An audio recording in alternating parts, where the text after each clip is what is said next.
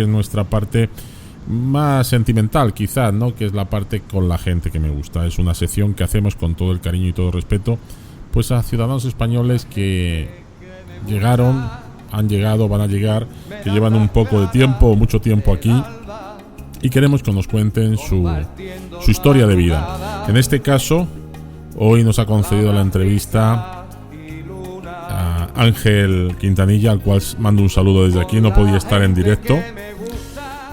Es el hijo de Ángel Quintanilla también, pero Angelillo de Triana era como se conocía. Falleció hace ya unos años, en el 2004. Fue uno de los exiliados de la Guerra Civil Española, que llegó aquí a México y que tiene mucho mérito, porque ahora vamos a escuchar la historia de vida en la boca de su hijo. Pero este hombre, pues entre otras cosas, fue desde panadero, ganadero, torero, cantaor flamenco, y la verdad que triunfó con esto último que hemos dicho, es decir, con el cante y el baile flamenco. Él era de Albacete, aunque su nombre artístico fue Angelillo de Triana. Os dejamos esta entrevista y a continuación, solo terminar la entrevista, empezamos con nuestra tertulia especial Amores en Red. Y recordar, tenemos un teléfono en directo para que nos llaméis: 55 41 69 12 70. 55 41 69 12 70. Vamos con la gente que me gusta.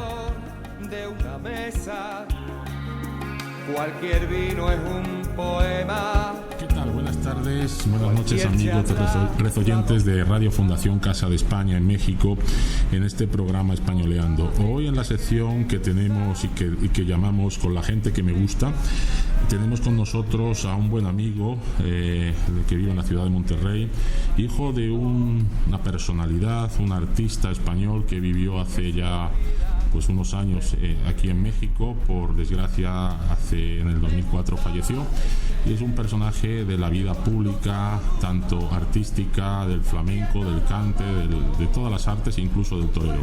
Él se llamó Angelillo de Triana, y hoy tenemos con nosotros aquí a Ángel Quintanilla, su hijo, que lleva el mismo nombre que el papá.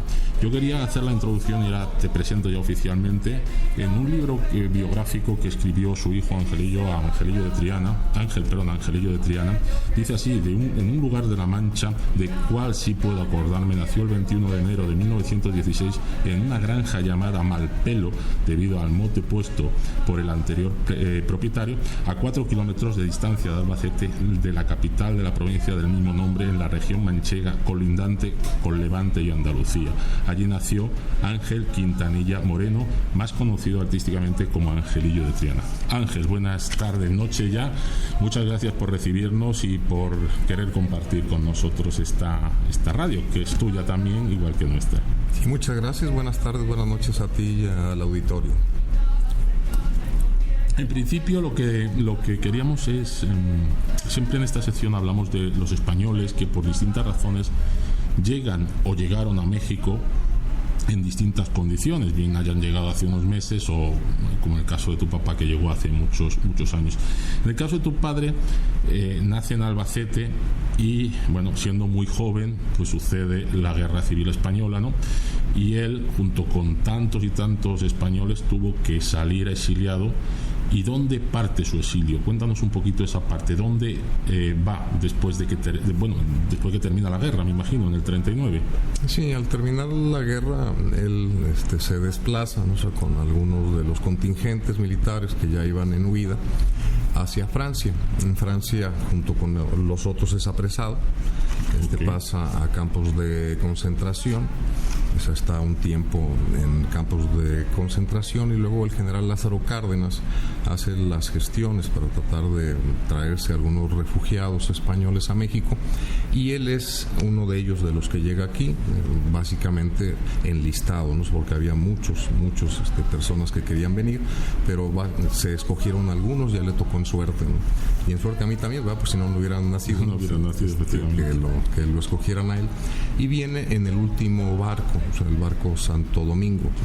O sea, que por cierto ese barco fue perseguido, o sea, por la flota alemana nazi de aquella época, y lograron escapar. Entonces tuvieron que cambiar de barco, es los refugiados, o sea, en Santo Domingo, y de ahí curiosamente también se llama igual el barco, ¿no? O sea, pero venían en un barco diferente.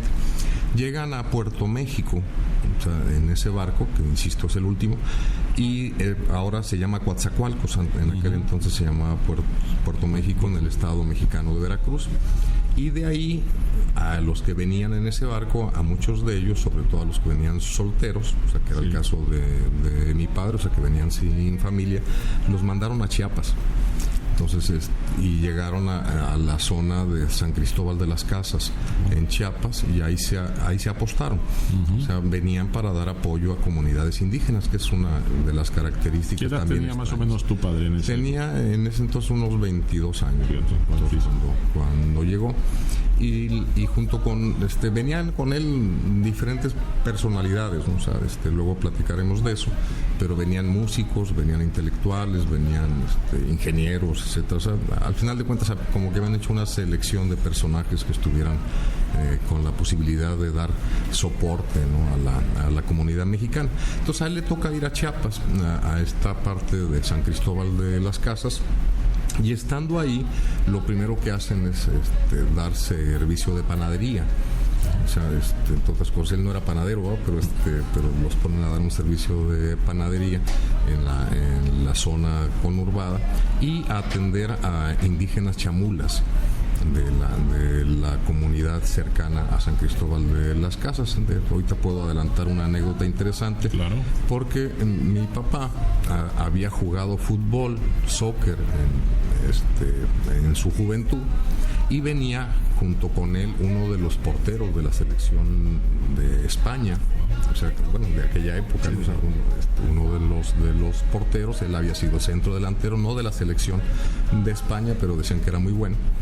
O sea, sabía por lo menos usar bien el pie para poder meter goles, ¿no? Etcétera. Y con ellos dos arman un equipo de fútbol indígena, wow, que compite contra la selección de Guatemala en un y la anécdota es porque eran muy buenos los chamulas, los entrenaron muy bien. Entonces el centro delantero era mi papá, español, y el portero era ahorita se me olvidó el nombre, ¿no? También, pero español también, y todo el resto eran indígenas.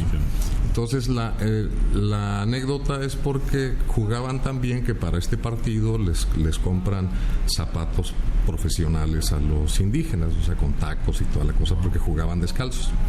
Y seguro que jugaban peor después. Entonces se pasó casi la mitad del partido y un poco más.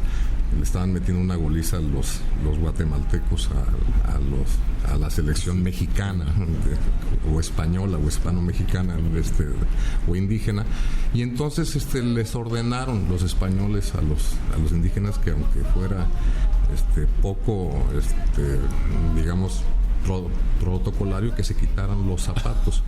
Y entonces quiero decir que ganaron el partido los claro, me he adelantado, pero yo lo decía de broma, pero fíjate que fue cierto, o sea, quitándose los zapatos empataron y ganaron. O sea, que fue un hecho que se fue reseñado en aquel entonces. Algunos de esos mismos que vinieron en ese barco luego estuvieron en el equipo Asturias, aquí en México, sí, que había en esa época equipos mexicanos, españoles, o sea, de la comunidad hispana.